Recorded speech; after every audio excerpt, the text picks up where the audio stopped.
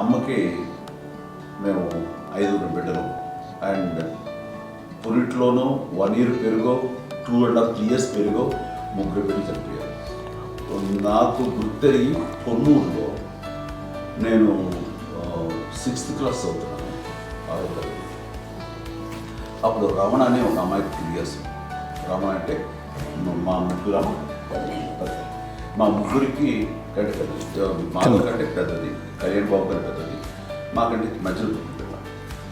తనకి అప్పట్లో మా నాన్నగారు ఉద్యోగరీత్యా క్యాంపుకి వెళ్ళిపోతుండేవారు. ఏమి ఉంది నాన్న చెప్పాలంటే ఫుడ్లో కష్టపడేవారు, ఇంకా నాన్న చెప్పినట్టు చెప్పినట్టు.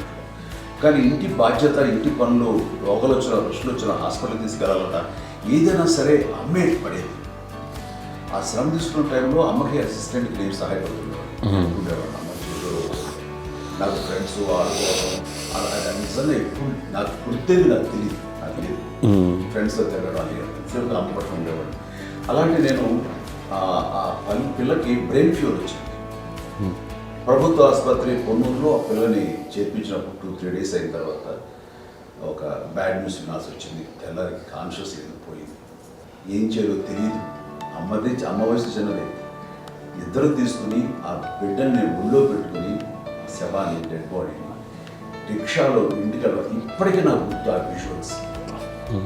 అండ్ నాన్నకి తెలియదు ఏ విషయం, నాన్న ఎప్పుడు వస్తారో తెలియదు, ఎలా కమ్యూనికేట్ చేయాలో తెలియదు.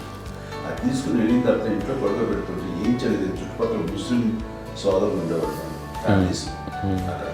అంటే మసీదు, పొన్నూరు మసీదు పక్కన మా ఇంట్లో అనుకుంది. ఆ ఇంట్లో అందరూ వచ్చి చూసేవాళ్ళు, వాళ్ళే హెల్ప్ చేసేవాళ్ళు. ఏం చేయాలో తెలియదు. నెక్స్ట్ రిచువల్స్ ఎలా చేయాలో, కంపకం ఎలా చేయాలో తెలియదు. అందరూ చిన్నపిల్లలే, తను చిన్నది, మిగతాందరూ పరిసరులే.